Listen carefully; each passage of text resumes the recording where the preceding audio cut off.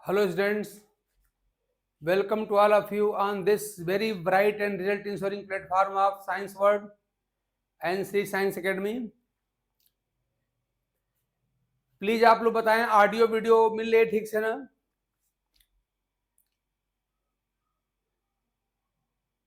Please comment on audio video quality. Anybody?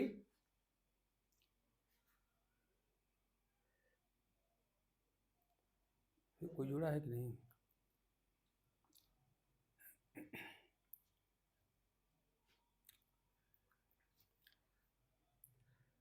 हम लोग इसमें परमानेंट टिश्यू पढ़ रहे हैं और परमानेंट टिश्यू में बताया गया था आपको कि परमानेंट टिश्यूज वो होते हैं जिनकी सेल्स में डिविजनल कैपेसिटी समाप्त हो गई होती है या जिनमें डिवीजन की क्षमता नहीं होती, उसे हम कहते हैं permanent tissue.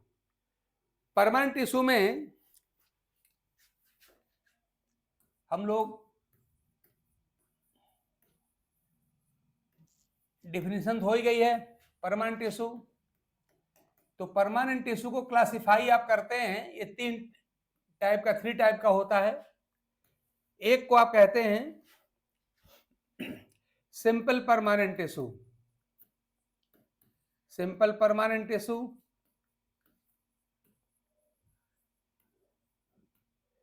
Second one is complex या compound permanent tissue.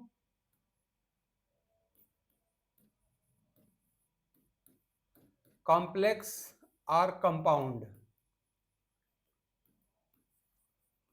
permanent tissue. And third one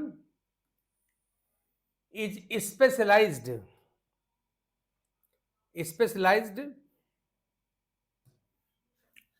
इसको ग्लैंडुलर भी कहते हैं, स्पेशलाइज्ड और ग्लैंडुलर.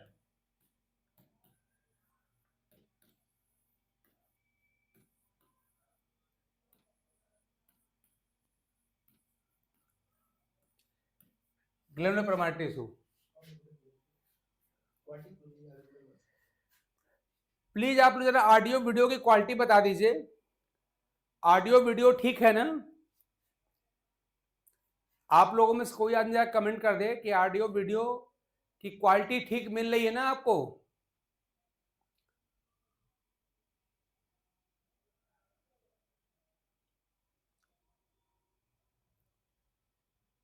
कुछ जुड़े हैं? ओके.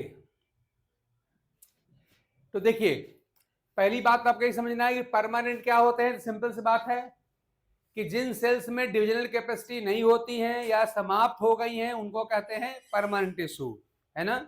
हाँ, ये समझने वाली बात थी. हम लोगों ने बहुत चर्चा किया था कि जब मेरिस्टेमेटिक टिश्यू का डिफरेंशिएशन होता है तो बनता है परमानेंट टिश्यू. ये बात आप जानते हैं, इस पर हमने बहुत ढंग से डिस्कशन किया था कि permanent tissues are formed by the differentiation of meristematic tissue. ये लाइन आप नोट कर लीजिएगा कि permanent tissues are formed by the differentiation of meristematic tissue.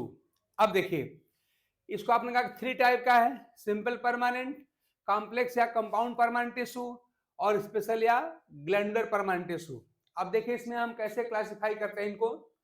तो इस बार जो क्लासिफिकेशन इनफैक्ट होता है वो ये होता है कि जो टिश्यू हैं उनकी सेल्स जो हैं सिमिलर हैं या डिसिमिलर हैं. ध्यान दीजिएगा, इस बार जो जब भी आप क्लासिफिकेशन करते हैं तो क्लासिफिकेशन का कोई ना कोई क्राइटेरिया होता है. तो इस बार क्या क्राइटेरिया होगी? On the basis of similarity और dissimilarity of the cells constituting the tissue. Tissue बनाने वाली सेल्स सिमिलर हैं कि डिसिमिलर हैं. तो आप जानते हैं कि सिंपल जो परमानेंट टिश्यू होते हैं इनमें क्या होता है, ये ग्रुप ऑफ सिमिलर सेल्स होते हैं. ये होते हैं group of similar sales performing similar function and having common embryonic origin. याद रखिएगा कि क्या होते हैं. अगर मैं इनको थोड़ा लिखना चाहूं मैं क्या लिखूंगा? ये हो जाएगा हम लोग का ग्रुप ऑफ सिमिलर सेल्स. ये सिमिलर सेल्स होते हैं performing similar function, performing similar, इनके सबके वर्क भी समान होंगे, सिमिलर फंक्शन और ओरिजिन तो कॉमन होगी ही होगी, and having common embryonic origin, having common embryonic origin, common embryonic origin, ये होता है सिंपल का। अब कॉम्प्लेक्स या कंपाउंड पे आ जाइए, इनके साथ क्या होता है। कॉम्प्लेक्स या कंपाउंड जो होते हैं, याद रखिएगा, जब हम लोग सिंपल पढ़ेंगे तो सिंपल में आप जानते हैं कि यहाँ पे पैरेन्काइमा, कोलेनकाइमा और स्क्लेरेन्काइमा सेल्स यहाँ पर आती हैं, हम लोग पढ़ेंगे। कंपाउंड या कॉम्प्लेक्स का आप जानते हैं एग्जाम्पल होता है जाइलम और फ्लोएम। और मैं आपको बता दूं जाइलम के भी 4 कंपोनेंट सेल्स होती हैं और फ्लोएम के भी 4 कंपोनेंट सेल्स होती हैं। उसमें से आप जानते हैं कि जाइलम में जो 4 कंपोनेंट सेल्स हैं, याद रखिए असल में ये जो कॉम्प्लेक्स टिश्यू होता है ग्रुप ऑफ डिसिमिलर सेल होता है। देखिए यहाँ पर क्या ग्रुप ऑफ क्या था, ये सिमिलर सेल्स है, यहाँ हम लिखेंगे ग्रुप ऑफ डिसिमिलर सेल। तो थोड़ा समझते हैं कि ग्रुप ऑफ डिसिमिलर सेल कैसे है। तो देखिए कि जो जाइलम होता है इसके 4 कंपोनेंट्स हैं, वेसल्स, ट्रैकिड्स, जाइलम या वुड फाइबर और जाइलम पैरेन्काइमा। इसमें से वेसल्स जो हैं, ट्रैकिड्स हैं और जो जाइलम फाइबर या वुड फाइबर हैं, ये सब thick walled and dead cells होती हैं। याद रखिए कि जाइलम में out of 4 3 components are thick walled and dead. कौन कौन? वेसल्स, ट्रैकिड्स और जाइलम फाइबर या वुड फाइबर कहते हैं उसको। ये क्या होते हैं? थिक वॉल्ड एंड डेड होते हैं। जबकि उसी में जो जाइलम पैरेन्काइमा होती है, वुड पैरेन्काइमा होती है, वो थिन वॉल्ड एंड लिविंग होती है। इसका मतलब देखिए इसमें क्या है कि कुछ सेल इसमें से थिक वॉल्ड हैं तो कुछ सेल इसकी थिन वॉल्ड होती है, किसकी? जाइलम की। इसका मतलब ये हुआ कि यहाँ पे ग्रुप ऑफ सिमिलर नहीं, ग्रुप ऑफ डिसिमिलर सेल है। तो इसको हम क्या लिख सकते हैं इनके बारे में? देखिए आप ध्यान दीजिएगा, यही सब समझना है हम लोग को। यहाँ ग्रुप ऑफ सिमिलर सेल था, यहाँ क्या होता है? Group of dissimilar cell. यहाँ जो जीआरपी मतलब ग्रुप ऑफ जो होता है वो डिसिमिलर सेल्स होता है, डिसिमिलर सेल्स। ठीक है ना। यहाँ क्या कर रहे हैं? यहाँ लिखा है परफॉर्मिंग सिमिलर फंक्शन, यानी सिंपल टिश्यू के जो सेल्स होती हैं वो समान फंक्शन, समान कार्य करती हैं। लेकिन यहाँ क्या होता है कि सिमिलर फंक्शन नहीं परफॉर्म करती हैं, क्या करती हैं? कॉमन फंक्शन परफॉर्म करने में हेल्प करती हैं। जैसे अब देखिए मान लीजिए जाइलम की हम बात करें तो जाइलम का फंक्शन क्या होता है कि रूट्स ने जो भी वाटर और मिनरल एब्जॉर्ब किया हुआ है उसको प्लांट के डिफरेंट पार्ट तक पहुंचा देना है। यानी कॉमन फंक्शन क्या हुआ कि जितना भी रूट्स के द्वारा वाटर और मिनरल एब्जॉर्ब किया है उसकी नीड प्लांट के हर पार्ट को है। उसकी नीड मेन ट्रंक को भी है, साइड ब्रांच को भी है, लीफ को भी है, फ्लावर, फ्रूट सीड सबको है। तो उसको जो वाटर मिनरल है डिफरेंट प्लांट पार्ट तक पहुंचाना है। तो उसको पहुंचाने में सब हेल्प करते हैं। सबका टारगेट यही है कि जो भी रूट्स ने वाटर मिनरल एब्जॉर्ब किया है उसको डिफरेंट प्लांट पार्ट तक पहुंचा दिया जाए। इसमें क्या होता है, यहाँ लिखा था क्या? परफॉर्मिंग सिमिलर फंक्शन, बट यहाँ क्या लिखेंगे? यहाँ लिखेंगे helping to perform a common function. Helping सब सहयोग करते हैं, to perform a common function. Common function को परफॉर्म करने में हेल्प करना है। और जाइलम के केस में वो कॉमन फंक्शन क्या है? Transport of water and minerals to different plant part absorb by root. Roots ने जो वाटर मिनरल को एब्जॉर्ब किया उसको डिफरेंट प्लांट पार्ट तक पहुंचा दिया जाए, यही कॉमन फंक्शन है। इसी को जाइलम के ऑल द 4 कंपोनेंट मिलके करते हैं। ऐसे ही फ्लोएम भी आप जानते हैं कि कंपाउंड टिश्यू या कॉम्प्लेक्स टिश्यू का एग्जांपल है। वो भी आप जानते हैं 4 डिफरेंट कंपोनेंट का बना है। तो वहां भी 4 डिफरेंट कंपोनेंट में से 3 वहां पे लिविंग होते हैं, 1 वहां पे डेड होता है।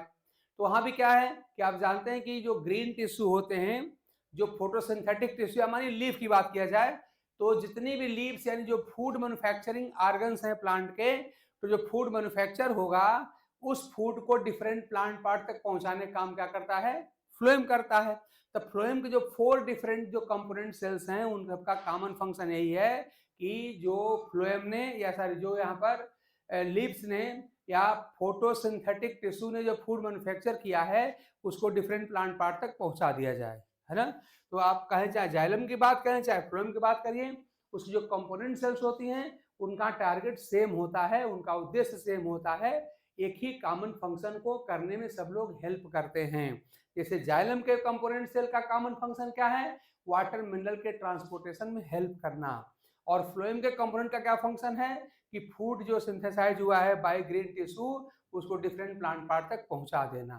ठीक है ना। ओरिजिन यहाँ भी कॉमन होगी, तो परफॉर्म में कॉमन फंक्शन उनका हो गया फंक्शन। और क्या होता है? एंड ओरिजिन क्या है? Common. And having common embryonic origin, तो ये बात तो सब में आप कहेंगे, हैविंग कॉमन एम्ब्रियनिक ओरिजिन।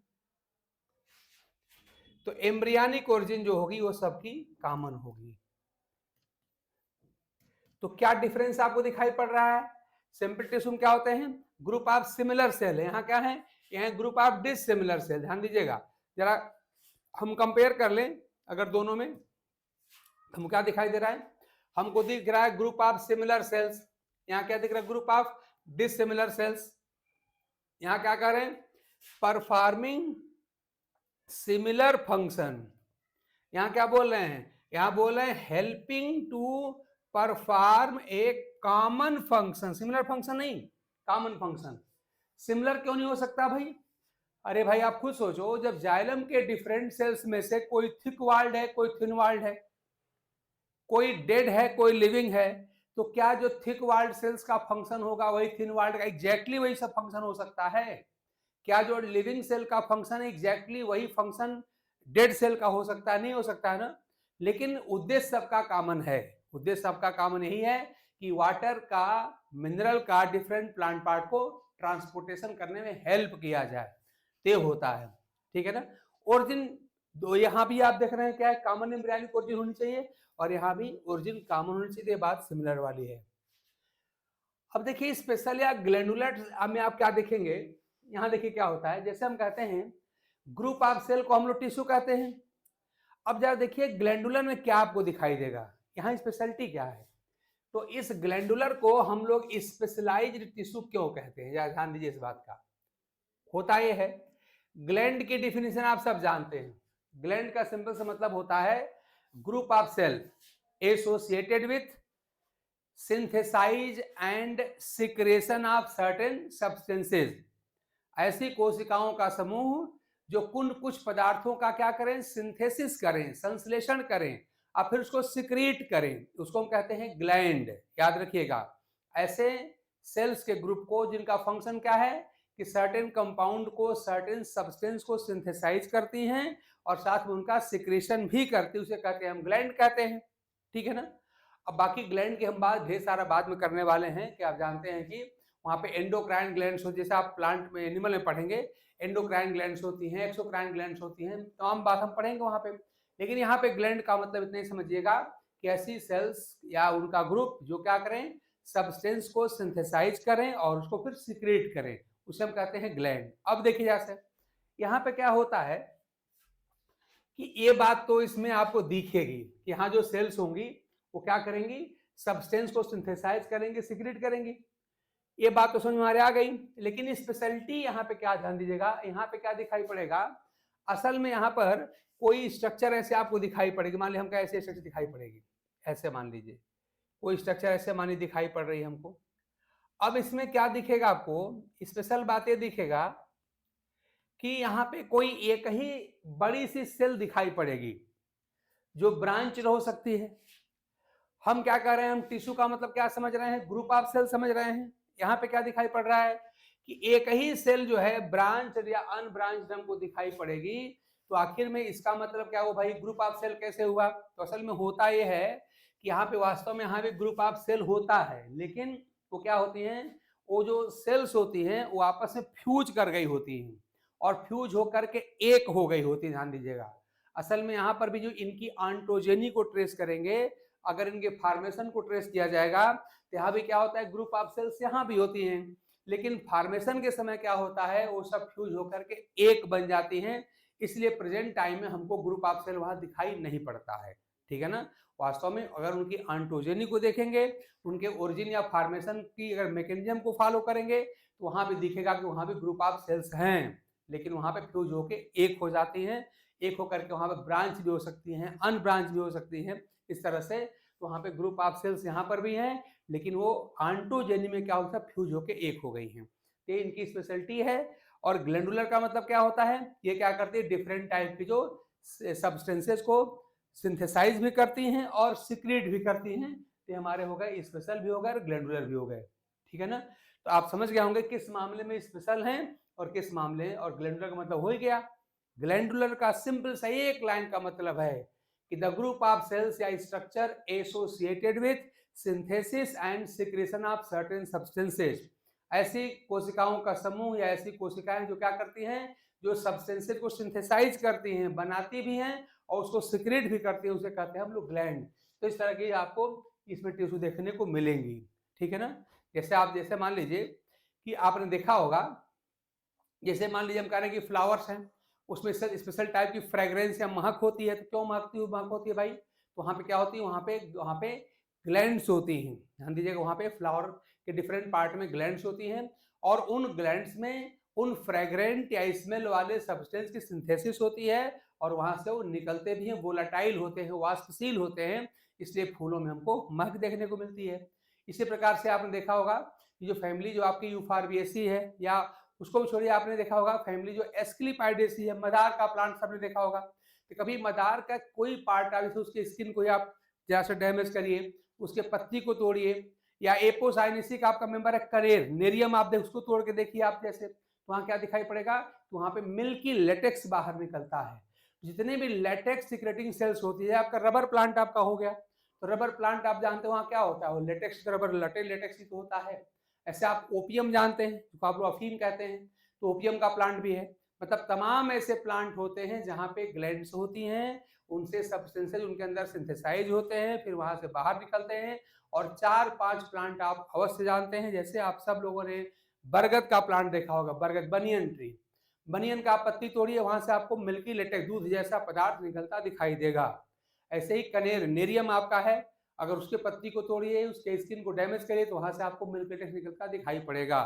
ऐसे आपका जो एस्क्लीपाइडेसी का प्लांट आपका जो है मदार आप जानते हैं, तो मैं कैलोट्रापिस प्रोसेस को कहा जाता है, तो कैलोट्रापिस का कोई पार्ट आप तोड़िए, वहां से भी आपको मिल्क लेटेक्स दिखाई पड़ेगा।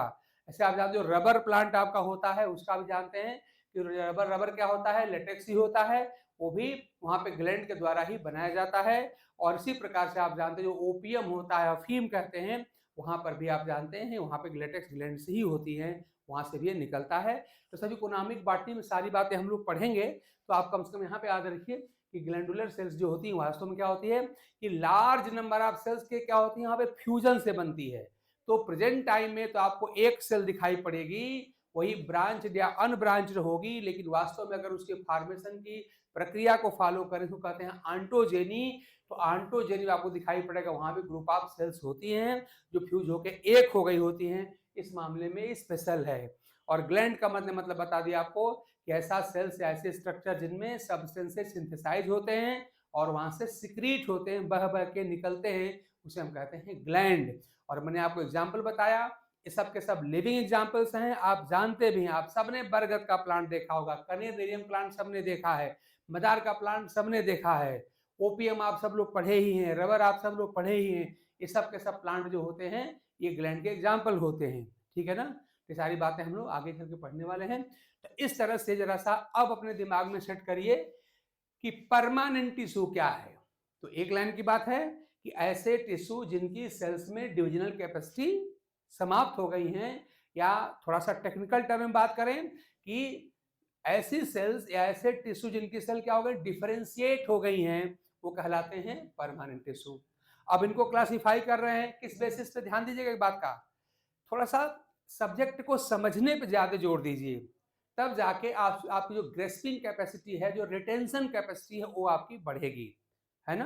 तो क्या करना है, अब इनको क्लासिफाई करने का बेसिस क्या है, यहाँ पर बेसिस है ये देखिए, साफ साफ लिखा है कि सिंपल टिश्यू में क्या लिखा है, ग्रुप ऑफ सिमिलर सेल्स हैं। कॉम्प्लेक्स में क्या लिखा है, ग्रुप ऑफ डिसिमिलर सेल्स हैं। और यहाँ क्या कह रहे हैं, यहाँ तो ग्रुप आपको दिखाई ही नहीं देगा, पता चले एक ही स्ट्रक्चर है। अब एक उसके आंटोजेनी का अगर स्टडी किया जाए तो आपको वहां पर भी ग्रुप ऑफ सेल दिखेंगी, लेकिन प्रेजेंट में ग्रुप ऑफ सेल नहीं होती है, दिखते नहीं है, ठीक है ना। ये इस फिर क्या बोल रहे हैं, परफॉर्मिंग यहाँ पे सिमिलर फंक्शन। तो सिंपल टिश्यू में क्या होता है, इसकी सारी कोशिकाएं सारी सेल समान कार्य करती हैं, लेकिन यहाँ क्या कर रहे हैं, helping to perform a common function. मैंने आपको डिटेल में डिस्कस किया अभी कि जाइलम के जो डिफरेंट सेल्स होती हैं, इसका एग्जांपल जाइलम फ्लोएम ही तो होता है ना। तो जाइलम की जो डिफरेंट सेल्स हैं, दो में से चार में से तीन जो होती हैं डेड होती हैं, एक जो होती है लिविंग होती है। आउट ऑफ 4 3 उसमें थिक वाल्ड होती है, एक थिन वाल्ड होती है। तो जब डिफरेंट सेल्स आप देख रहे हैं स्ट्रक्चरली डिफरेंट हो तो उनका एग्जैक्ट सेम फंक्शन कैसे हो सकता, नहीं हो सकता।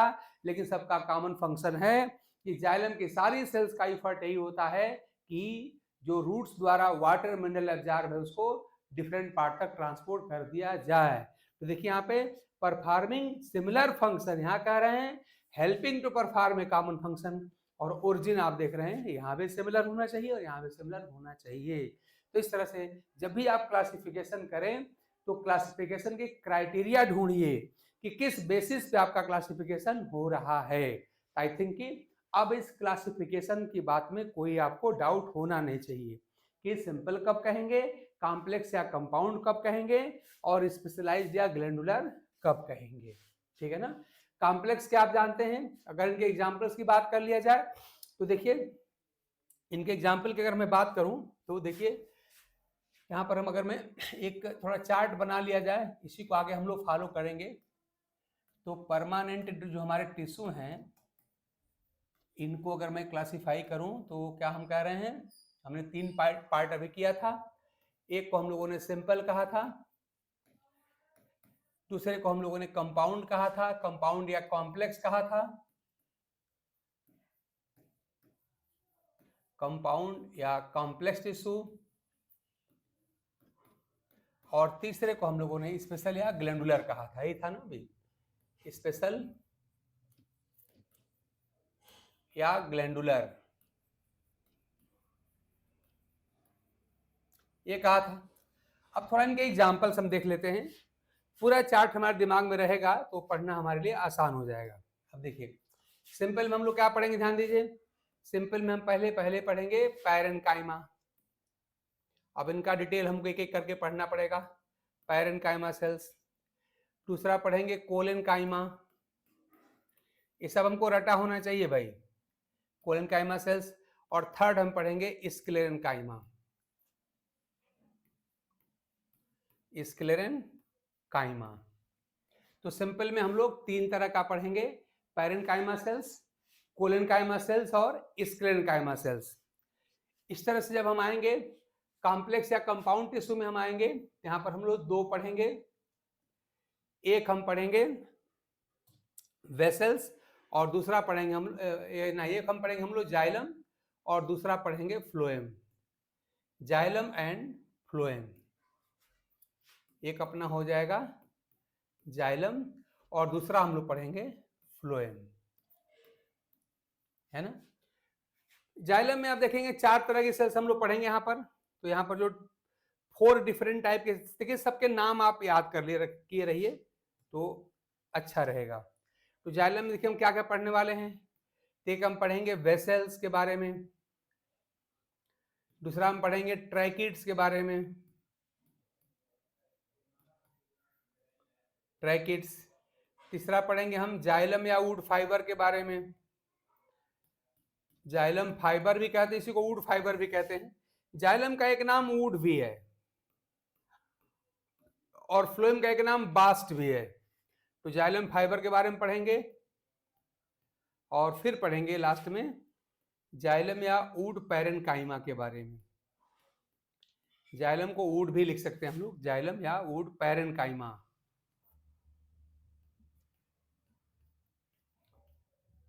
तो इतना हम पढ़ेंगे। ऐसे ही फ्लोएम के बारे में अगर हम बात करें तो फ्लोएम में भी यहाँ पर 4 डिफरेंट टाइप की सेल्स होती हैं, और जो 4 डिफरेंट टाइप की सेल्स यहाँ पर हैं इनको देख लेते हैं। इनकी सेल्स में क्या होती हैं, यहाँ पर होता है सिव ट्यूब या सिव एलिमेंट, सिव एलिमेंट कहते हैं इसको। फिर यहाँ पे कंपेनियन सेल,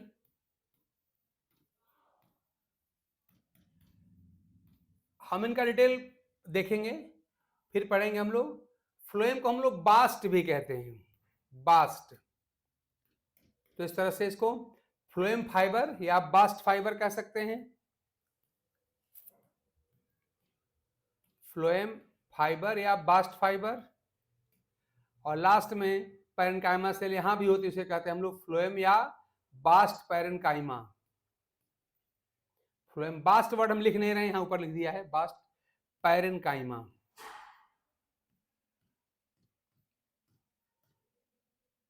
अब देखिए होना क्या है कि जब हम सिंपल टिश्यू पढ़ेंगे, याद रखिएगा, ये पैरेन्काइमा जो है, यही पैरेन्काइमा जब जाइलम में पाई जाएगी, इसको कह देंगे जाइलम पैरेन्काइमा, है ना। और यही पैरेन्काइमा जब फ्लोएम हो कह देंगे फ्लोएम पैरेन्काइमा।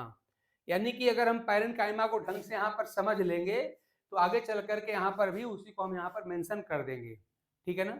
इसी प्रकार से आप जानते हैं कि जब हम स्क्लेरेन्काइमा पढ़ेंगे ना, स्क्लेरेन्काइमा, तो स्क्लेरेन्काइमा सेल्स में हम स्क्लेरेन्काइमेटस फाइबर पढ़ेंगे और एक पढ़ते हैं स्टोन सेल, तो पढ़ेंगे यहाँ पर। तो जो स्क्लेरेन्काइमेटस जो फाइबर होते हैं, वही फाइबर जो हम यहाँ पर पढ़ेंगे उसी को लाके यहाँ पर बोल देंगे। तो जो जाइलम के अंदर स्क्लेरेन्काइमेटस, देखिए अब यहाँ पर हम सारी बात डिटेल में पढ़ने वाले हैं। देखिए फायदा क्या होगा कि जब हम स्क्लेरेन्काइमा पढ़ेंगे तो देखा जाएगा कुछ स्क्लेरेन्काइमा सेल जो होती हैं वो ट्यूबुलर इलांगेटेड होती हैं, लंबी लंबी होती हैं, उसको हम स्क्लेरेन्काइमेटस फाइबर कहते हैं। और कुछ जो होती है मोरारलेस आइसोडायमेट्रिक, उसको हम लोग आइस्टोन सेल कह देते हैं। तो जो इसमें स्क्लेरेन्काइमेटस फाइबर हम यहाँ पर पढ़ेंगे, उसी फाइबर का सेम कैरेक्टर लाकर हम यहाँ पे पुट कर देंगे। यानी कि जो स्क्लेरेन्काइमेटस फाइबर जाइलम के अंदर पाए जाएंगे वो कहलाएंगे जाइलम फाइबर कहलाएंगे। यानी हमको अलग से पढ़ना नहीं पड़ेगा, जो यहाँ पर पढ़ लिया वही यहाँ पर अप्लाई हो जाएगा। इसी प्रकार से जो स्क्लेरेन्काइमेटस फाइबर हम यहाँ पर पढ़ेंगे उसी को लाके फ्लोएम में अप्लाई कर देंगे तो हमारा हो जाएगा फ्लोएम फाइबर हो जाएगा। कहने का मतलब ये है कि ये पैरेन्काइमा, जब सिंपल टिश्यू में हम पैरेन्काइमा और स्क्लेरेन्काइमा पढ़ेंगे तो यही पैरेन्काइमा और यही स्क्लेरेन्काइमा जो फाइबर है वही आके यहाँ पर अप्लाई हो जाया करेगा। वो पैरेन्काइमा से जो जाइलम के अंदर पाई जाती है वो कहलाती है जाइलम पैरेन्काइमा, और यही पैरेन्काइमा जो फ्लोएम के अंदर पाई कहलाएगी फ्लोएम पैरेन्काइमा। यही स्क्लेरेन्काइमा जिसके हम दो टाइप पढ़ने वाले हैं, स्क्लेरेन्काइमेटस फाइबर और स्टोन सेल पढ़ने वाले हैं, यहाँ पर पढ़ा जाएगा। तो जो यहाँ पे स्क्लेरेन्काइमेटस जो फाइबर हम पढ़ेंगे, जो भी आगे देखा जाएगा सब पढ़ा जाएगा, डिटेल में हर बात आपसे हम करने वाले हैं। तो वही फाइबर जो यहाँ पर हम पढ़ेंगे उसी को लाकर हम यहाँ पे बोलेंगे जाइलम फाइबर, और वही स्क्लेरेन्काइमेटस फाइबर जो फ्लोएम के अंदर पाया जाएगा वो कहलाएगा फ्लोएम फाइबर। यानी हम सिंपल पढ़ेंगे तो कंपाउंड में हमको पढ़ने में हेल्प मिलेगा, है ना। और यहाँ पर क्या होगा, यहाँ पर हमको दो तरह का मिलेगा, एक को हम कहते हैं डक्ट, एक को कहते हैं वेसल। एक को कहते हैं डक्ट, ग्लैंडुलर डक्ट कहते हैं, और एक को हम लोग यहाँ पर वेसल कहते हैं। तो ये चार्ट आपके दिमाग में रहना चाहिए। और मैंने आपसे बार बार कहा है कि एनाटॉमी पढ़ने में, देखिए ये सारी सेल्स हमारे सामने आ गई, ये पूरी की पूरी सेल हैं जो हम यूज करने वाले हैं। तो इनमें से हर सेल का इंडिविजुअल फीचर हमको पता होना चाहिए, और जब हम इसका इंडिविजुअल फीचर जब पढ़ लेंगे तो इन्हीं सेल्स को लेके आपने यहाँ पे टिश्यू बनाया है, और इन्हीं टिश्यू को मिला के तो हमारा टिश्यू सिस्टम बनेगा। यानी कि बार बार इन सेल्स का हम यूज करने वाले हैं।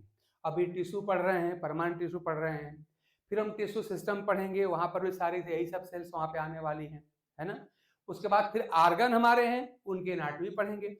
जैसे आपने कहा कि हमको स्टेम की एनाटॉमी पढ़नी है, डाइकाट की, मोनोकाट की, रूट की पढ़नी है, डाइकाट मोनोकाट की, लीफ की पढ़नी है, डाइकाट मोनोकाट की, और कुछ स्पेशली पढ़ना है।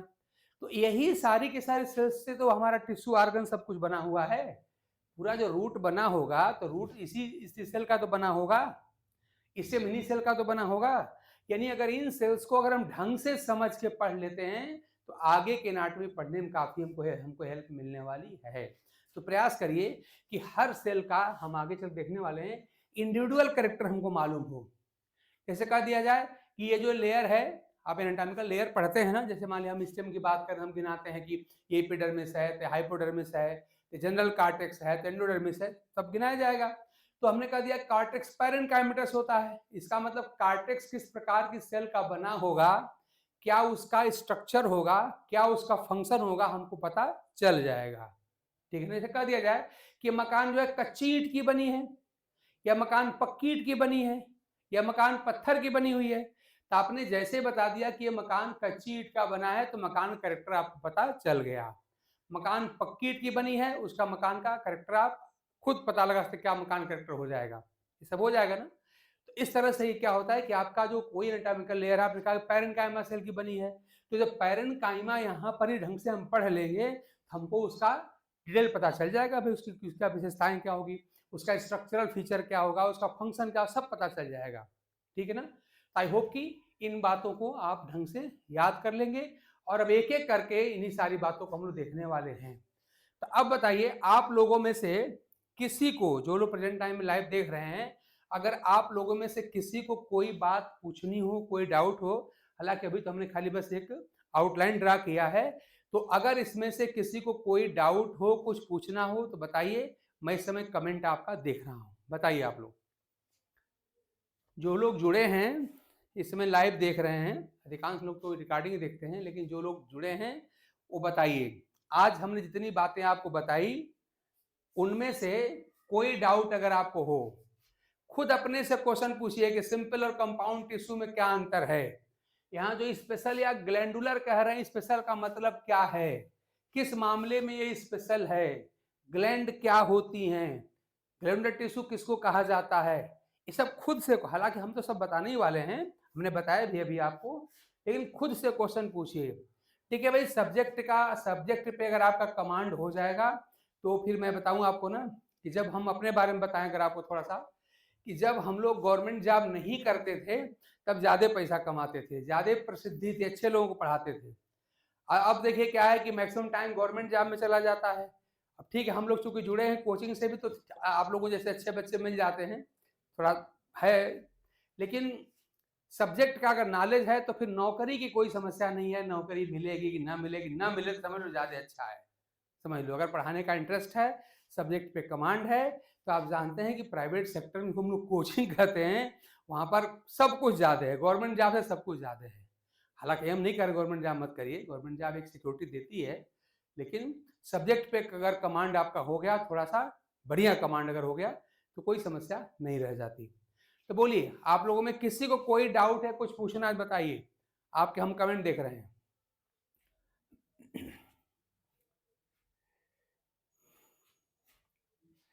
मंजू सिंह और भी लोग जो जुड़े हैं इस समय, वो अगर आप में से किसी को कोई डाउट अगर है तो बताइए। आलोक जी कोई डाउट नहीं है। हर बात समझिए, प्रयास करिए चीजें समझ में आए, समझ के याद करिए, है ना।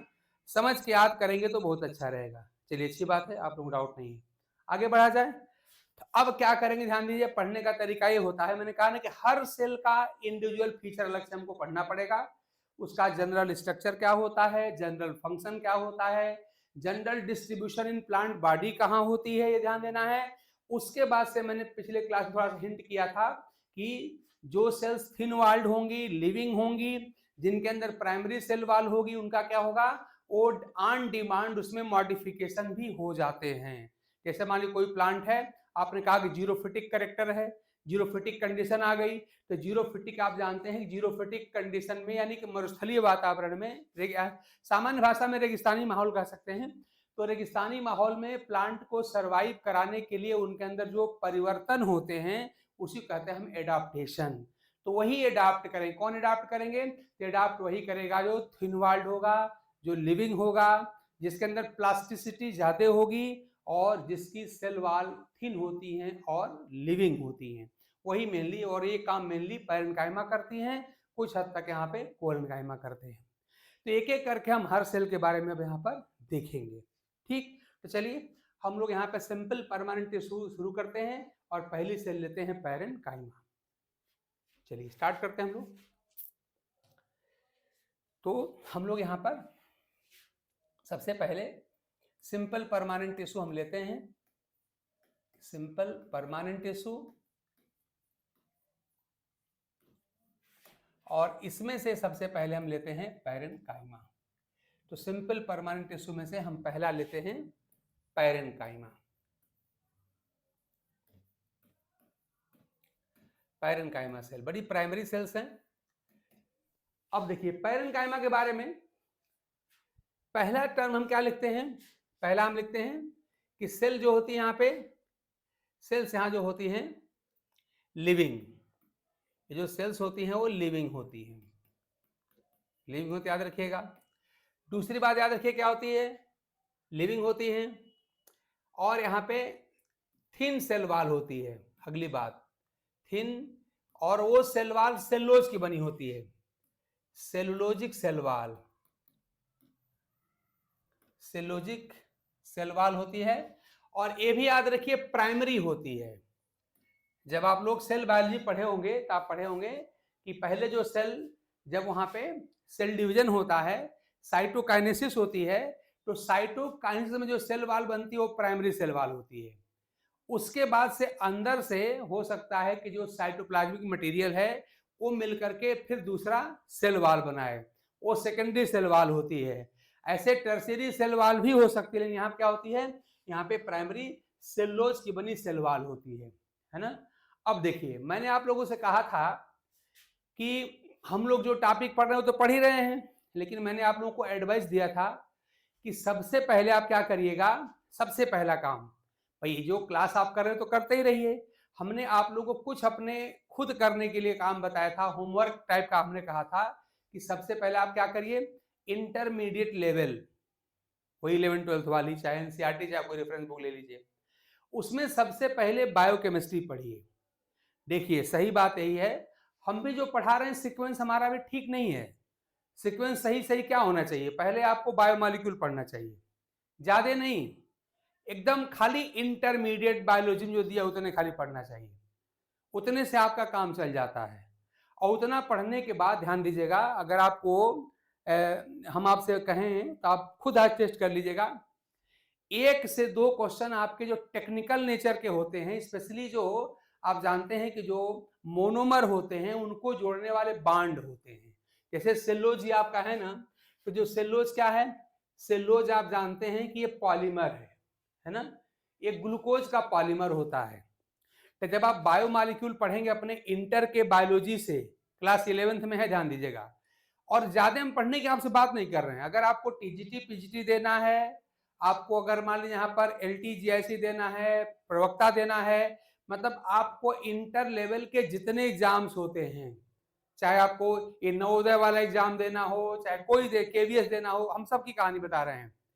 इसमें अगर इंटरमीडिएट की जो रेफरेंस बुक्स हैं जो थोड़ा सा पुरानी टाइप की होती हैं, अगर उनके इंटरमीडिएट यानी क्लास 11th की बुक जो मिल जाए आपको, या पुरानी बुक्स में तो 11th था ही नहीं, वहां तो कॉमन था, उसकी खाली बायोकेमिस्ट्री आप पढ़ लेंगे तो बायोकेमिस्ट्री की जो लगभग 2 क्वेश्चन हर एग्जाम में आते हैं, टेक्निकल होते हैं, लोग उसको छोड़ देते हैं या बाई चांस खाली सही हो जाता है, वो आपका बिल्कुल समझ के सही होने लगेगा और वो 2 क्वेश्चन आपको आगे करेगा बाकी लोगों से, है ना। जैसे मान लीजिए कहा दिया जाए कि सेलुलोज में glucose units are linked through, ये क्वेश्चन खूब पूछा गया है, in cellulose glucose units are linked through, तो वहां जो लिख दिया जाएगा एक ऑप्शन में β14 ग्लाइकोसिडिक बांड, β12 ग्लाइकोसिडिक बांड, देखिएगा एक क्वेश्चन आपको मिल जाएगा, देखिएगा अपना, ऐसे अल्फा 14 ग्लाइकोसिडिक बांड या अल्फा 12 ग्लाइकोसिडिक बांड लिख देगा, और वही देख के लोग परेशान हो जाते हैं। हाँ आलोक जी, ग्लाइकोसिडिक बांड है, लेकिन ग्लाइकोसिडिक बांड से काम नहीं चलेगा ना, वहां तो अल्फा बीटा पूछेगा ना, वहां तो अल्फा बीटा पूछेगा, है ना। तो वहां पे जानते हैं क्या होता है, अब आप थोड़ा सा अगर उसको पढ़ेंगे तो आपको दिखेगा कि ग्लूकोज के 2 रूप होते हैं, एक अल्फा फॉर्म होता है और एक बीटा फॉर्म होता है ना। तो ध्यान दीजिएगा कि जो सेलुलोज होता है ना, वो बीटा ग्लूकोज का पॉलीमर होता है, तो ग्लाइकोसिडिक बांड से काम नहीं चलेगा, आपको याद करना पड़ेगा कि वहां पे क्या होता है, वहां β14 ग्लाइकोसिडिक बांड होता है, वहां पे क्या लिखा रहेगा, आप जो ग्लाइकोसिडिक बताएं बिल्कुल सही है, लेकिन अधूरा है। क्या अधूरा है, मान लिया अगर एक ऑप्शन में लिख दिया अल्फा 14 ग्लाइकोसिडिक बांड, यहां भी ग्लाइकोसिडिक बांड लिख दिया हमने, अल्फा 14 ग्लाइकोसिडिक बांड लिख दिया, और मान लिया यहां लिख दिया दूसरे ऑप्शन में β14 ग्लाइकोसिडिक बांड, अब तो कंफ्यूजन हो जाएगा ना, β14 ग्लाइकोसिडिक बांड, तो ग्लाइकोसिडिक में दोनों में लिख दिया ना भाई, देखिए जैसा यहां भी ग्लाइकोसिडिक लिख दिया, तो ग्लाइकोसिडिक याद करने से काम नहीं चलेगा, आपको तो याद करना पड़ेगा कि सेलुलोज ग्लूकोज के किस फॉर्म का पॉलीमर है, अल्फा का है कि बीटा का है। जब आप पढ़ेंगे तो वहां पर आपको मिलेगा। देखो मैं कोई हाई फाई बात पढ़ने की बात ही नहीं कर रहा हूं, मैं तो आपसे कह रहा हूं खाली क्लास 11th की मतलब इंटरमीडिएट लेवल की बायोलॉजी की बुक उठा लीजिए, चाहे आपके पास जूलॉजी की बुक हो चाहे बॉटनी की बुक हो, कोई बुक आपके पास हो। इंटर लेवल की बात मैं कर रहा हूं, मैं बीएससी में से की बात नहीं कर रहा भाई। मैं आपसे खाली कह रहा हूं कि इंटर की कोई बुक उठा लीजिए, वो जूलॉजी में भी है और बॉटनी में भी है। सेल वाले चैप्टर में इतनी बात लिखी हुई है, इतना पहले से पढ़ डालिए। जैसे आपने ग्लाइकोसिडिक बांड कह दिया, लेकिन अगर आप मान लीजिए हमने ऑप्शन बना दिया अल्फा 1,4 ग्लाइकोसिडिक, बीटा 1,4 ग्लाइकोसिडिक, फिर दो ऑप्शन और बन जाएंगे, एक बन जाएगा अल्फा 1,2 ग्लाइकोसिडिक और एक बीटा 1,2 ग्लाइकोसिडिक, 4 ऑप्शन हो गए। अब खाली ग्लाइकोसिडिक रटने वाले तो कंफ्यूज जाएंगे ना, हर बार ग्लाइकोसिडिक लिखा हुआ है।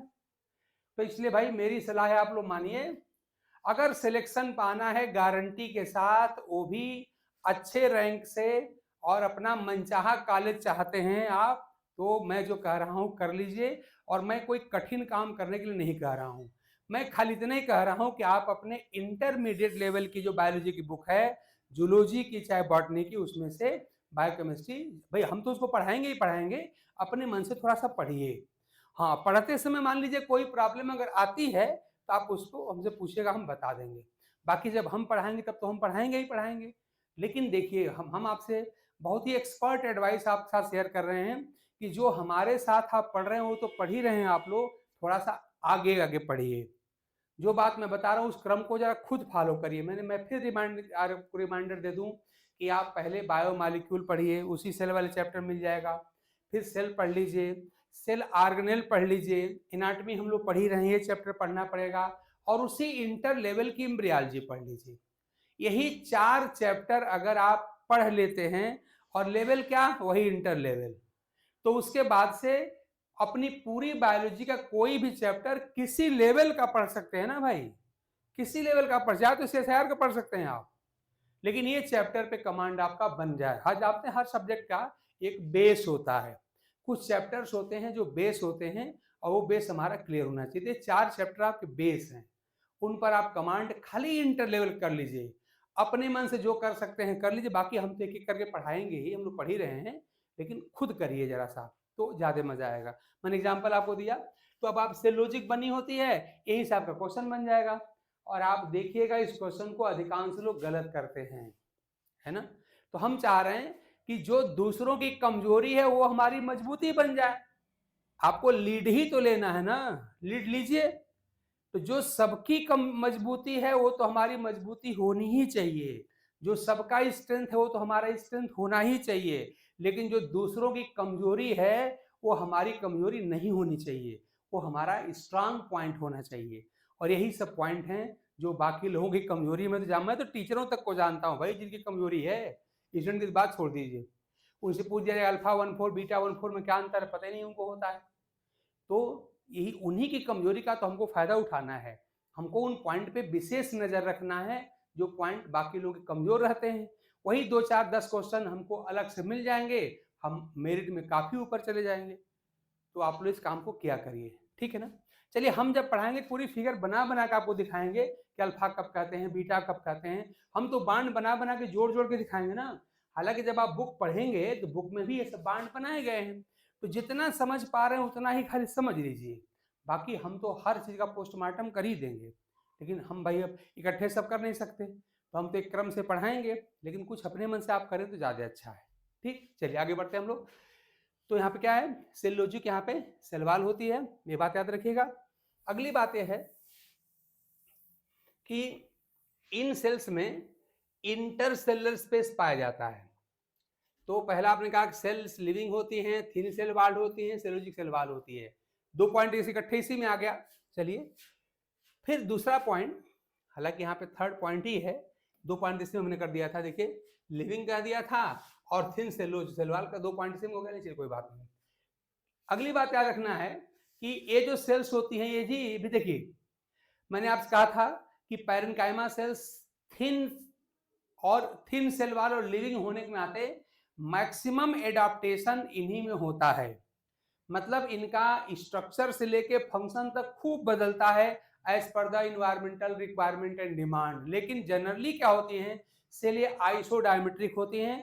आइसोडायमेट्रिक का देखिए मतलब होता है, यहाँ लिख दें इसको, कि सेल्स यानी ये जो पैरेन्काइमा सेल्स हैं, सेल्स आर जनरली का मतलब कि हमेशा नहीं होता, कभी इसका एक्सेप्शन भी मिल सकता है, जनरली आइसोडायमेट्रिक। आइसोडायमेट्रिक का मतलब होता है, आइसो मतलब हो गया समान, और डायमीटर मतलब व्यास आप जानते हैं। आइसोडायमेट्रिक का मतलब होता है, ध्यान दीजिएगा, मान लीजिए हमने ऐसे सेल बनाया, तो मतलब एक बार जो ये लेंथ होती है वही लेंथ ये भी होती है। अब ये नहीं कि आप स्फेरिकल मान लीजिएगा, वो सेल्स पेंटागोनल हो सकती हैं, प्रिज्मेटिक हो सकती हैं, लेकिन दोनों यानी कि जो वर्टिकल जो लेंथ होती है और जो हॉरिजॉन्टल लेंथ होती है बराबर होती है, इसी को हम कहते हैं आइसोडायमेट्रिक। लेकिन ये स्फेरिकल हो कोई जरूरी नहीं है, हो सकता है पेंटागोनल सेल्स हो जाए, पॉलीगोनल हो सकती हैं, लेकिन जैसी भी होंगी, लेकिन ये जो दोनों डायमीटर्स हैं लगभग बराबर होते हैं, इसी को हम कहते हैं आइसोडायमेट्रिक। ठीक, अगली बात देखिए क्या कहा, नेक्स्ट बात ये है कि यहाँ पे सेल्स के बीच में यहाँ पे स्पेस पाए जाते हैं, और हम लोग पहले ही पढ़ चुके हैं कि दो सेल के बीच में जो स्पेस होता है उसे कहते हैं इंटरसेलुलर स्पेस। जैसे मान लीजिए अगर आपको हम दिखाएं कि मान लीजिए हमारे पास ये चीज है, मान लीजिए कहा कि एक से यहाँ पर सेल ये दिखाई पड़ रही है, दूसरी यहाँ ये दिखाई पड़ रही है, और तीसरी मान लीजिए यहाँ पर हमें दिखा लें, तो देखिए मैं बीच में यहाँ पे क्रॉस से दिखा रहा हूँ, रेड कलर के क्रॉस से। ये देखिए ये जो चीज है क्या है, यही है इंटरसेलुलर स्पेस, यानी दो सेल के बीच में जो स्पेस होता है जो हमने क्रॉस से दिखाया है, इसी का नाम है इंटरसेलुलर स्पेस। तो इन सेल्स का कैरेक्टर होता है कि यहाँ पे इंटर सेलुलर स्पेस पाया जाता है,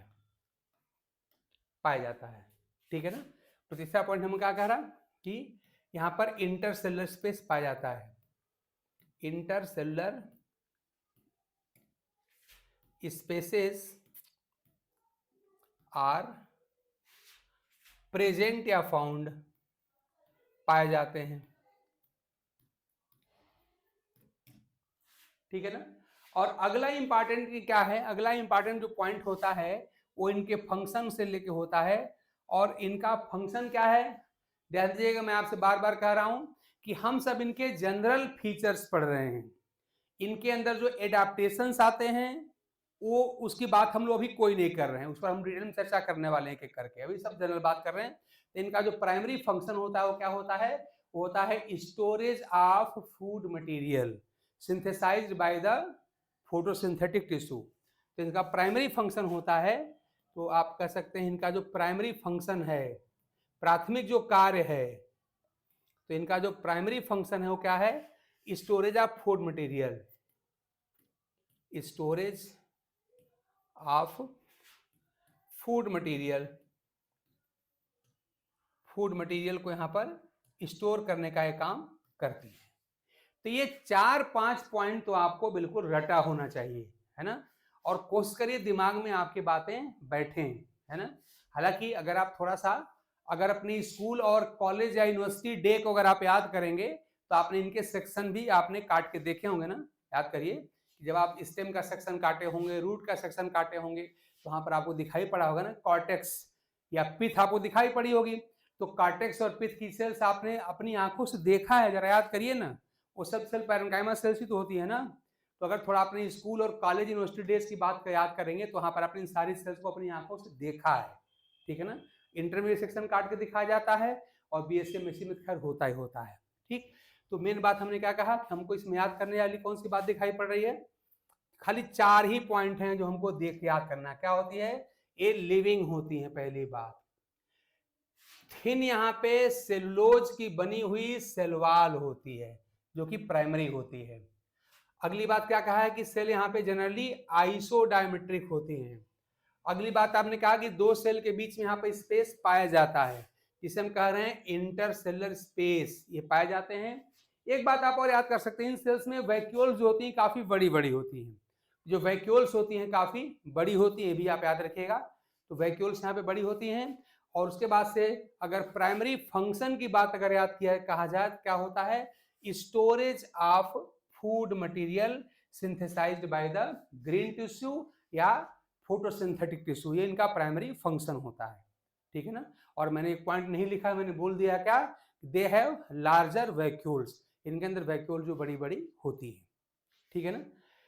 तो इतने पॉइंट तो हमारे क्या हो गए, ये हमारे प्राइमरी हो गए, जनरल हो गए, ये जनरल पॉइंट हो गए पैरेन्काइमा सेल के बारे में।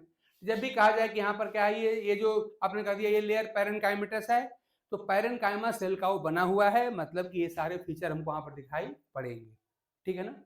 अब देखिए साहब कि अब हम स्पेशलाइज्ड पैरेन्काइमा सेल की बात करें आपसे। अब देखिए एक बात आप याद कीजिएगा, पैरेन्काइमा सेल जो होती हैं, ध्यान दीजिएगा, ये फंडामेंटल, मोस्ट फंडामेंटल होती है, मोस्ट फंडामेंटल सेल्स होती हैं। और याद रखिएगा सबसे ज्यादा वाइडेस्ट डिस्ट्रीब्यूशन, कोई भी ऐसा प्लांट किंगडम या प्लांट ग्रुप नहीं है जहां पर ये पाए नहीं जाते हो, तो वाइडेस्ट यहाँ पे डिस्ट्रीब्यूशन इनका है सबसे ज्यादा, यानी ये कह लिए सब सेल में, हर प्रकार के प्लांट में, चाहे एल्गी का हो, चाहे फंजाई का हो, चाहे ब्रायो, टेरिडो, जिम्नो, एंजियो कहीं का हो, हर जगह ये पाई जाती है, ठीक है ना। और सबसे कॉमन टाइप की सेल्स हैं, मोस्ट कॉमन सेल्स होती हैं, मोस्ट कॉमन सेल्स होती हैं, ये सब भी बात आप याद रखिए। पूरे प्लांट किंगडम में सबसे अधिक पाई जाने वाली यही सेल्स होती हैं, most prominent cells in the plant kingdom, ये भी याद रखिएगा, मोस्ट प्रोमिनेंट पूरे प्लांट किंगडम में, सब पॉइंट आप याद रखेंगे, है ना। ये भी आपने कहा, यहाँ मैं स्टार लगा दे रहा हूं, जैसा कि सब के सब पॉइंट्स हैं, ये सब के सब पॉइंट याद रखिएगा। मोस्ट प्रोमिनेंट सेल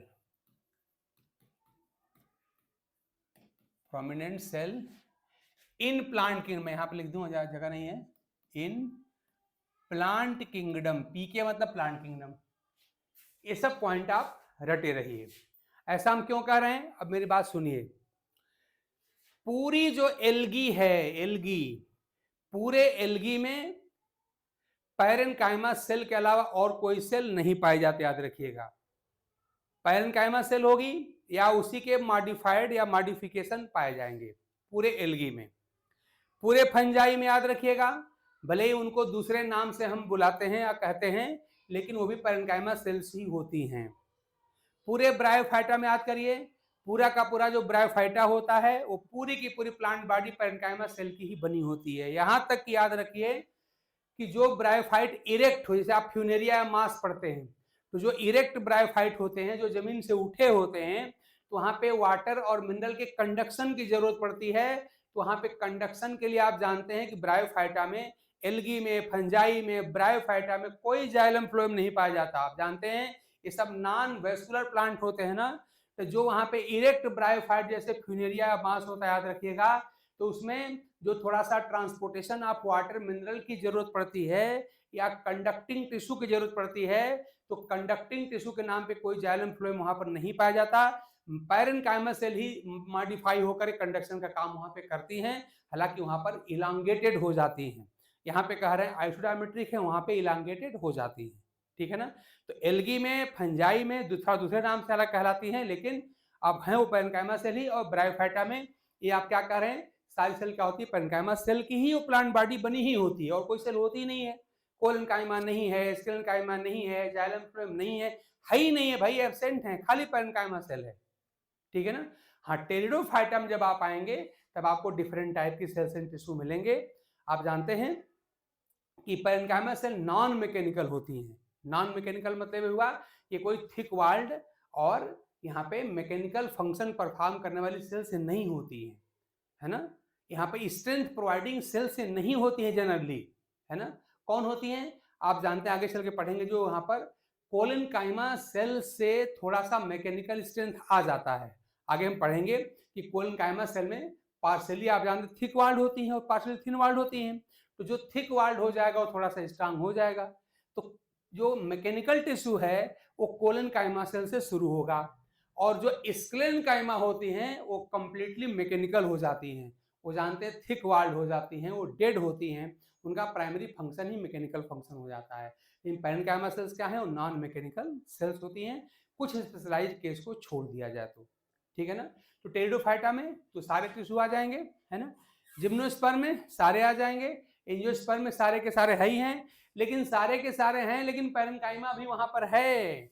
यहाँ तक कि कंपाउंड टिश्यू हम जो पढ़ रहे हैं, मैंने भी आपको दिखाया था कि जब हम जाइलम और फ्लोएम पढ़ेंगे तो जाइलम के अंदर भी जाइलम पैरेन्काइमा होती है, फ्लोएम के अंदर भी फ्लोएम पैरेन्काइमा होती है, मतलब कंपाउंड टिश्यू में भी हमको वहां पर पैरेन्काइमा सेल देखने को मिलेगी।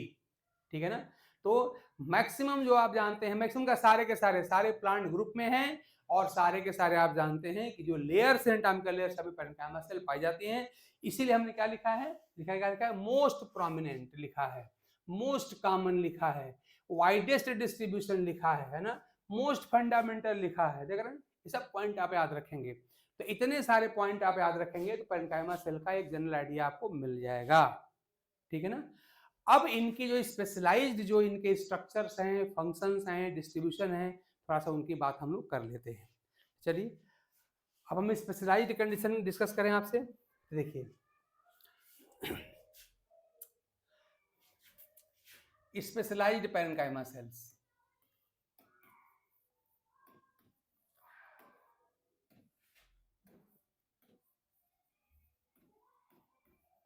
और स्पेशलाइजेशन इनके स्ट्रक्चर फंक्शन दोनों में है पैरेन्काइमा सेल्स।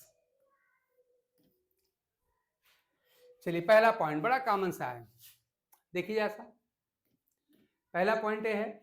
अब देखिए कोलेनकाइमा वर्ड है, इनफैक्ट क्लोरेनकाइमा है, क्लोरेनकाइमा,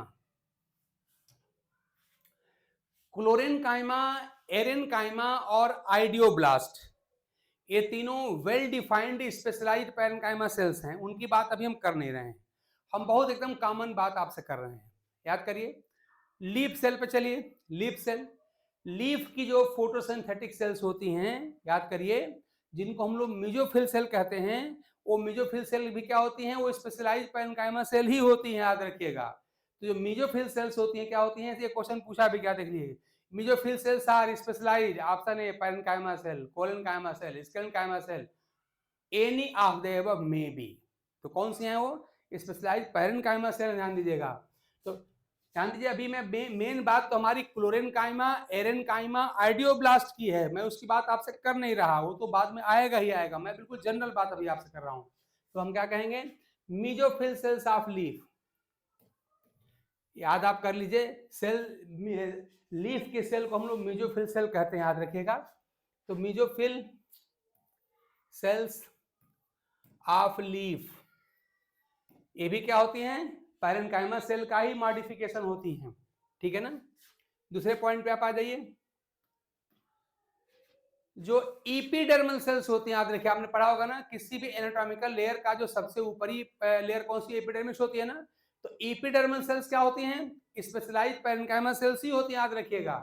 इपिडर्मल सेल जो होती हैं, किसी की भी एपिडर्मिस हो, वो क्या होती है, स्पेशलाइज्ड पैरेन्काइमा सेल्स होती हैं। तो एपिडर्मल सेल्स भी याद रखिएगा, ये भी क्या होती हैं, स्पेशलाइज्ड पैरेन्काइमा सेल्स होती हैं, याद रखिए। और याद रखिए, जब हम लोग सेकेंडरी ग्रोथ कराते हैं, याद करिए, तो उस समय हम क्या पढ़ते हैं कि कार्क कैम्बियम बनती है, उसे हम कहते हैं फेलोजेन। कार्क कैम्बियम को हम कहते हैं फेलोजेन। इसी प्रकार से आप जानते हैं वेस्कुलर रीजन में आप जानते हैं बनता है इंटरफेसिकुलर कैम्बियम, जो बनता है मेडुलरी रेस से। याद रखिएगा कि अभी आपने क्या कहा था, अभी हमने कहा था आपसे कि primary function of parenchyma cells is to store the food material synthesised by green tissue, यही कहा था ना। अब यहाँ पे क्या बोल रहे हैं, पहले कहा था स्टोर करना, यहाँ पे कह रहे हैं जो मेसोफिल सेल्स हैं खुद ही फूड बनाती हैं भाई, ये भी पैरेन्काइमा सेल हैं। और एकदम नई बात आपको हम बता रहे हैं, आप जानते भी होंगे कि एकदम हट के फंक्शन है, क्या है, याद रखिएगा कि जो मेरिस्मेटिक बिहेवियर है किसका, कार्क कैम्बियम का और इंटरफेसिकुलर कैम्बियम का, वो भी क्या होती हैं आप जानते हैं, स्पेशलाइज्ड पैरेन्काइमा सेल्स ही बनती हैं। तो in the form of cork cambium और interfascicular cambium, parenchyma cells become meristematic and perform the क्या, प्रोसेस ऑफ सेकेंडरी ग्रोथ। ये बहुत इंपॉर्टेंट पॉइंट याद रखिएगा। क्यों इंपॉर्टेंट है, हमने पहले कहा था इनका प्राइमरी फंक्शन है स्टोरेज ऑफ फूड। अब क्या कह रहे हैं कि इनका एक और बहुत इंपॉर्टेंट फंक्शन है कि यहाँ पे कार्क कैम्बियम बनाती हैं, याद रखिए, याद करिए, इंटरफेसिकुलर कैम्बियम बनाती हैं और उस कंडीशन में क्या हो जाती है, मेरिस्टेमेटिक हो जाती हैं। ध्यान दीजिएगा, ये हो जाती है मेरिस्टेमेटिक हो जाती हैं। तो याद करिए, जो हम लोग सेकेंडरी मेरिस्टेम पढ़े थे, तो सेकेंडरी मेरिस्टेम कहाँ से डिराइव होते हैं भाई? याद करिए, हम पढ़े थे जो प्राइमरी परमानेंट टिश्यू होते हैं, उन्हीं प्राइमरी परमानेंट टिश्यू से ही तो आप जानते हैं डिराइव होते हैं कौन? Secondary meristem. तो प्राइमरी परमानेंट टिश्यू कौन सा है जो देता है सेकेंडरी मेरिस्टेम आपका? तो पैरेन्काइमा सेल्स ही तो होती हैं। तो मैक्सिमम केस में क्या होती है, पैरेन्काइमा सेल ही होती हैं जो सेकेंडरी मेरिस्टेम देती हैं। कभी कभी कोलेनकाइमा सेल भी ऐसा काम करती है। ठीक है ना? अगला पॉइंट याद रखिएगा कि parenchyma sales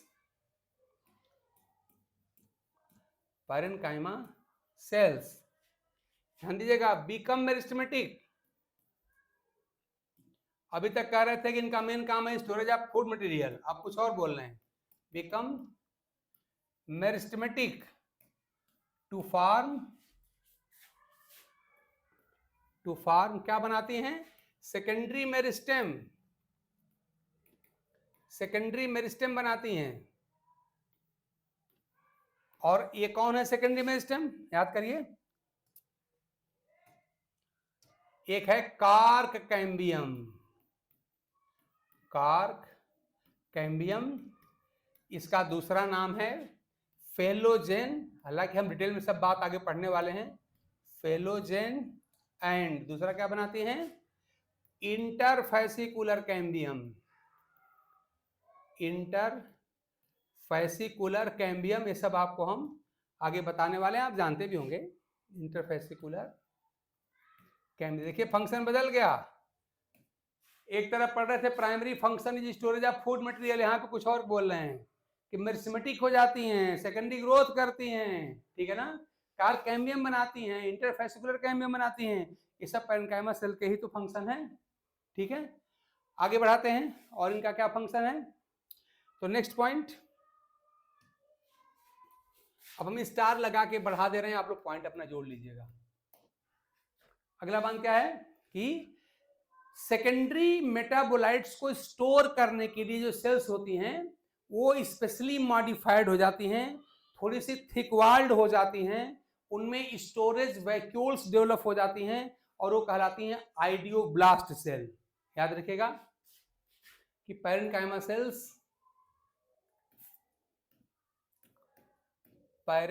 sales are modified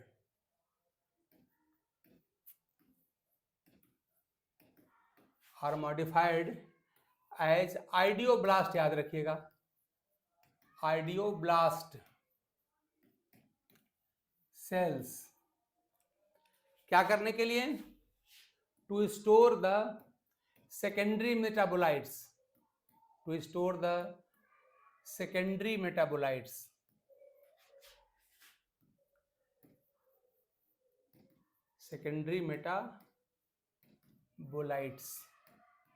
है ना?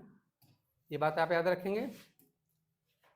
आइडियोब्लास्ट आप याद रखिए और सेकेंडरी मेटाबोलाइट याद रखिए।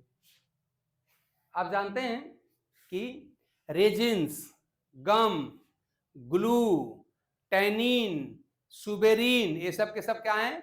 ये सब सेकेंडरी मेटाबोलाइट्स हैं। मतलब ध्यान दीजिएगा, कैसे ऐसे सारे के सारे मेटाबोलाइट्स, ऐसे सारे के सारे केमिकल कंपाउंड जो प्लांट के सर्वाइवल या नॉर्मल फंक्शन के लिए मेटाबॉलिज्म में यूज नहीं होते, जिनके काम कुछ और, जैसे प्रोटेक्शन उनका काम हो गया या उनका काम स्पेशल स्ट्रक्चर को प्रोड्यूस करना हो जाता है, उसे हम कहते हैं सेकेंडरी मेटाबोलाइट कहते हैं। नाम याद रखेगा क्या?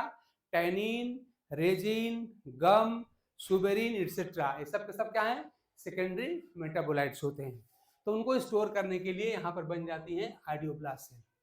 ठीक, अगले पॉइंट पे आइए। अगला पॉइंट याद रखिएगा कि जो पैरेन्काइमा सेल्स होती हैं, इनमें क्या होता है कि आप जानते हैं, हमने पिछले क्लास में थोड़ा आपसे बात किया भी था कि जब जीरोफिटिक कंडीशन आती है तो वहां पे आप जान, जो जीरोफाइट में जो रेगिस्तानी मरुस्थलीय पौधे होते हैं, आप जानते हैं, वहां पे आप जानते हैं कि वहां पे क्या होता है कि एक तो पहले आप जानते हैं वहां की सॉइल कैसी होती है? सैंडी सॉइल, बलुई जमीन होती है। और सैंडी सॉइल में आप जानते हैं कि वहां पे उनकी वाटर होल्डिंग कैपेसिटी बहुत ही कम होती है। आगे जब हम लोग सॉइल साइंस पढ़ेंगे देखेंगे वहां पर। तो एक तो जो जीरोफिटिक कंडीशन होती है, एक तो पहले वहां बरसात कम होती है, पानी की अवेलेबिलिटी कम होती है, और जो भी बरसात होती है, जो पानी पड़ता भी है, वहां क्या होती है, सॉइल वहां की सैंडी बलुई जमीन होती है। और बलुई जमीन के आप जानते हैं वाटर होल्डिंग कैपेसिटी मिनिमम होती है, बहुत कम होती है। तो जो भी पानी बरसता है सारा का सारा परकोलेट डाउन, मतलब छन के नीचे चला जाता है, यानी वाटर की अवेलेबिलिटी वहां पे काफी कम होती है। दूसरी बात जानते हैं वहां पे क्या होता है कि वहां पे ड्राई कंडीशंस होती हैं, वार्म कंडीशंस होती हैं, तेज गर्म हवाएं वहां चलती हैं, यानी कुल मिलाकर के वहां पर एक तो वाटर की अवेलेबिलिटी कम रहती है, और वाटर का लॉस जो होता है by the process of transpiration वहां पे अधिक होता है। तो उस ट्रांसपिरेशन को मिनिमाइज करके प्लांट को सर्वाइव करने के लिए आप जानते हैं कि वहां पे 2-3 कैरेक्टर वहां पे डेवलप होते हैं। पहला कैरेक्टर होता है कि वहां पर प्लांट की हाइट यानी बड़ी स्टंटेड नाटे कद के प्लांट होते हैं। ये सब पॉइंट याद रखिए, बहुत इंपॉर्टेंट फीचर है। हालांकि आगे चल के जब हम लोग इकोलॉजिकल एडाप्टेशन पढ़ेंगे तो वहां सब आएगा, अभी यहाँ पे थोड़ा सुन लीजिए। फिर क्या होता है, वहां के जो प्लांट होते हैं डीप रूटेड होते हैं, यानी कि वहां की जो जड़ें हैं काफी अंदर गहराई तक गई होती हैं, ताकि अंदर भी गहराई में अगर पानी है तो उसको अब्जॉर्ब कर लिया जाए। अगली बात होती है कि वहां की जो लीव्स होती है क्या होता है, हाईली डिसेक्टेड, कटी फटी छोटी छोटी लीव्स होती हैं, और मेजॉरिटी ऑफ केसेस में आप जानते हैं leaves are modified into spine, पत्तियां कांटे में बदल जाती हैं। और एक बात याद रखिए कि वहां पे याद करिए, जो हम लोग जनरली जो पढ़ते हैं एपिडर्मिस ना, तो वहां जो एपिडर्मिस होती है याद रखिएगा, तो एपिडर्मिस में क्या होता है, वहां पे क्यूटिकल याद रखिएगा, थिक क्यूटिकल, यहाँ पर ऐसे एक लेयर जमा हो जाती है, यहाँ पे लेयर एक जमा होती है, इसको कहते हैं हम लोग क्यूटिकल बोलते हैं यहाँ पर। तो यहाँ पे क्यूटिकल की थिक लेयर वहां पे पाई जाती है, ऐसे ये लेयर पाई जाएगी। ऐसे आप पढ़ेंगे कि वहां पर स्टोमेटा संकेन होते हैं, जो स्टोमेटल चैम्बर्स के अंदर पाए जाते हैं, और उसमें स्टोमेटल हेयर्स होते हैं जो वाटर के लॉस को रोकते हैं। और अगली बात आपने पढ़ा होगा, वहां जो लीव्स अगर होती भी हैं तो लीव्स जो होती हैं वैक्स कोट, ऐसा लगता है कोई मोम जमा हो वहां पर, wax coated thick and leathery leaves होती हैं। और अगर स्पाइन में मॉडिफाई हो गई तो वो भी नहीं रह जाती हैं। तो उस कंडीशन में आप जानते हैं कि जब लीव्स स्पाइन में मॉडिफाई हो जाती हैं तब क्या होता है, वहां पे याद रखिए कि उस कंडीशन में जो स्टेम होता है, स्टेम की जो कॉर्टिकल सेल्स होती हैं, जो पैरेन्काइमा सेल्स होती हैं, उन पैरेन्काइमा सेल्स में क्लोरोफिल डेवलप हो जाता है। और जिन सेल्स का प्राइमरी फंक्शन होता है स्टोरेज ऑफ फूड मटेरियल, वो सेल्स जो होती हैं फोटोसिंथेसिस करना शुरू कर देती हैं, उनके अंदर क्लोरोफिल डेवलप हो जाता है, क्लोरोप्लास्ट डेवलप हो जाता है, और ऐसी पैरेन्काइमा सेल को हम कहते हैं क्लोरेन्काइमा। ये पॉइंट बहुत इंपॉर्टेंट है, बार बार पूछा गया है, याद रखिएगा। अगला पॉइंट क्या है कि in xerophytes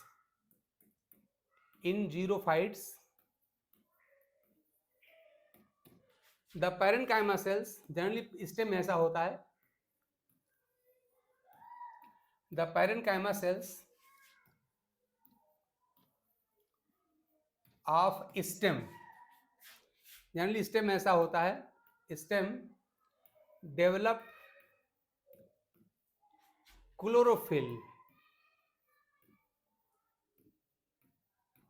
chlorophyll and chloroplast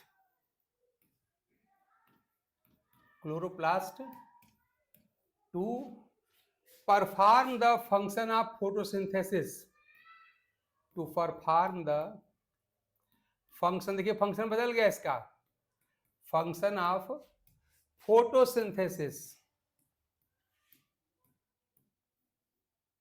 ये फोटोसिंथेसिस करने लग जाती हैं, और इन्हीं को हम कहते हैं क्लोरेन्काइमा।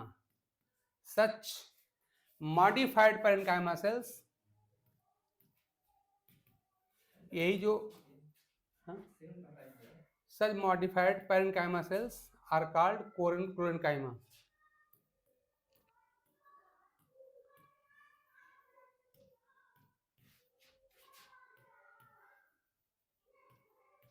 क्लोरेन्काइमा